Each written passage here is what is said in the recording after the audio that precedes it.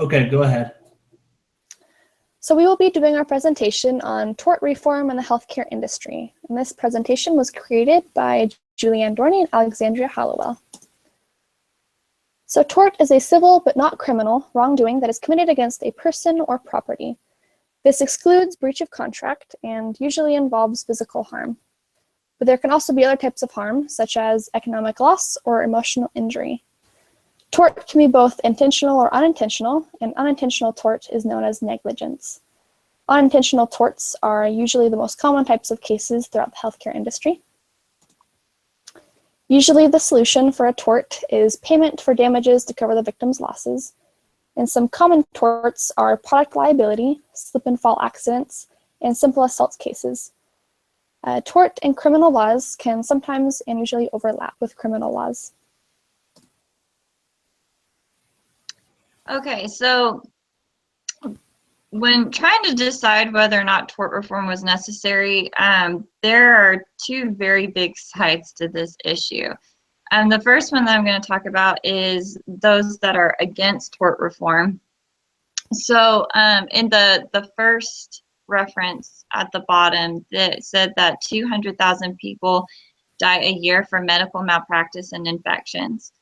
Counting both direct and indirect costs, other studies estimate that the total cost of malpractice is linked to between 5 and 10% of the total U.S. medical costs, and that's meaning the amount of money that the doctors or the medical costs, like in general, for the entire U.S. There are areas with cap restrictions.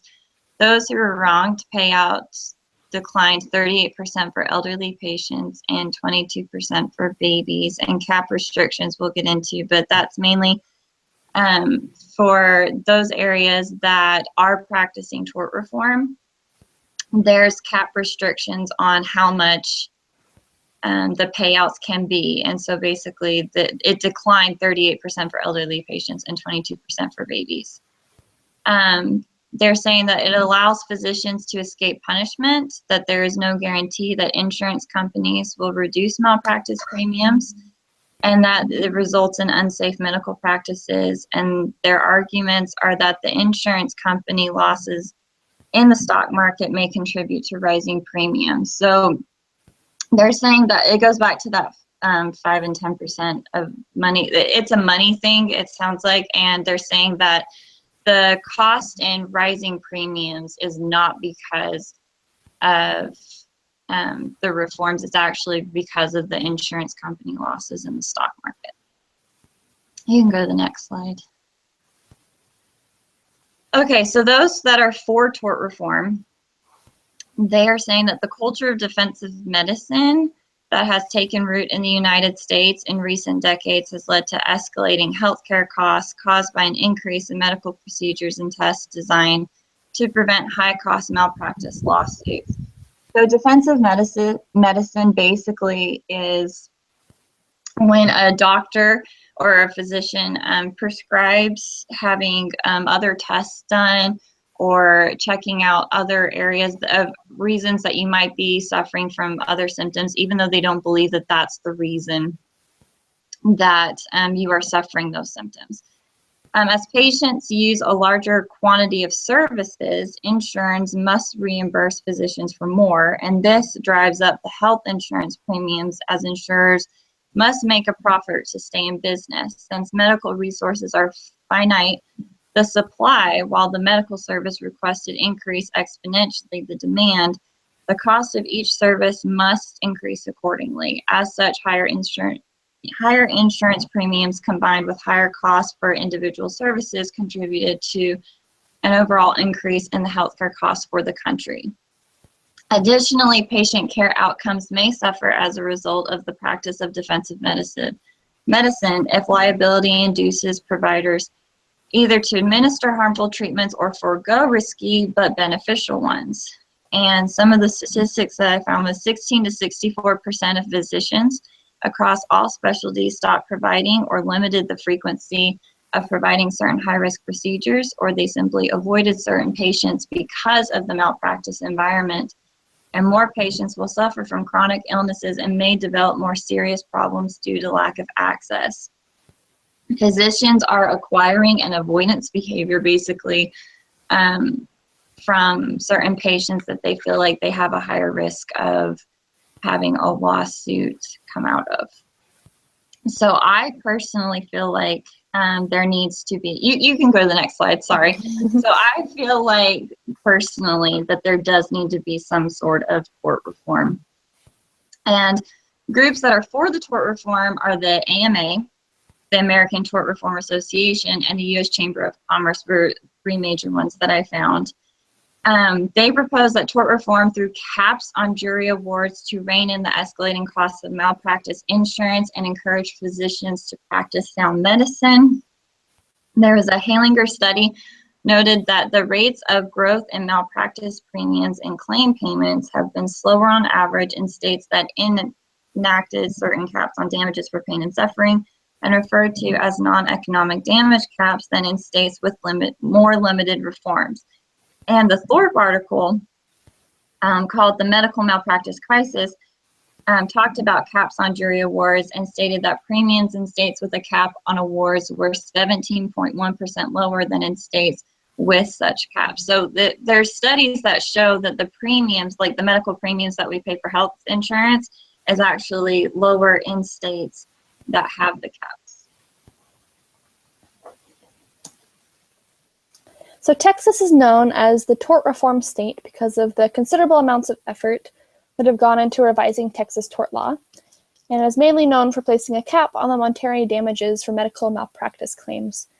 So this has caused many doctors and physicians to relocate and continue their practices in Texas because the cap has helped protect doctors from frivolous claims and prevents patients from trying to get extremely large amounts of money for very small injuries.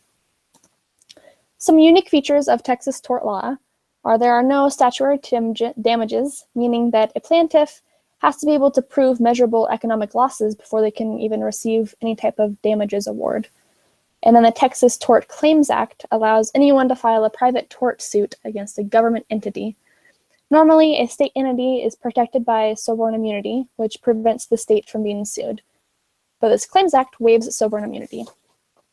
Then the Texas Advanced Directives Act allows many healthcare professionals to terminate life-sustaining treatment to a critically ill patient. But termination of a treatment can only occur 10 days after a written notice that continuing the treatment will most likely not help the patient. This allows physicians to avoid liability for any negative effects for discontinuing a treatment. And then comparative negligence enables the plaintiff to recover damages only if the percentage of liability is equal to or less than 50%. And not all states have comparative negligence statutes. Resulting from the tort reform in Texas, there has been a decrease in medical malpractice claims, including the lawsuits, by nearly 2/3 between 2003 and 2011. The average payout has declined by 22% to about $199,000, and doctors worry less about being sued and have seen their malpractice insurance premiums fall. Some people who do oppose the tort reform claim that it has prevented many people who have been injured by doctors from being able to go to court.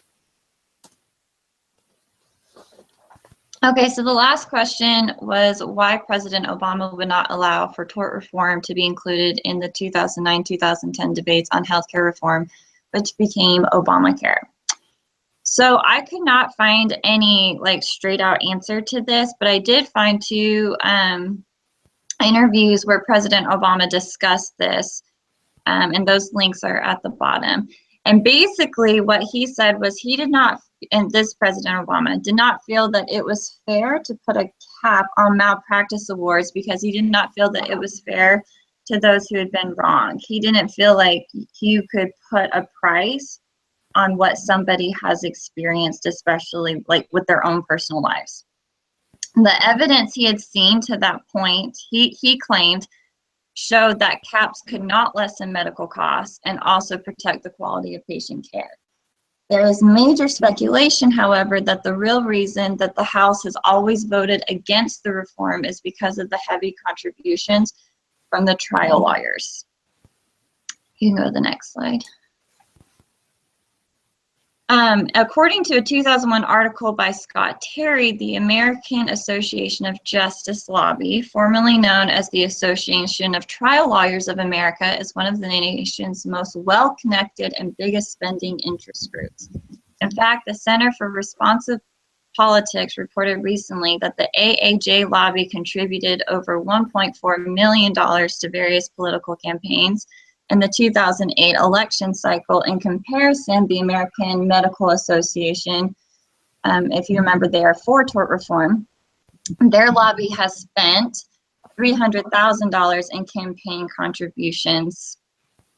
And so there's a big difference between the contributions between the trial lawyers and the AMA. Former Democratic National Committee Chairman Howard Dean explained why tort reform is not part of the bills, also known as Obamacare.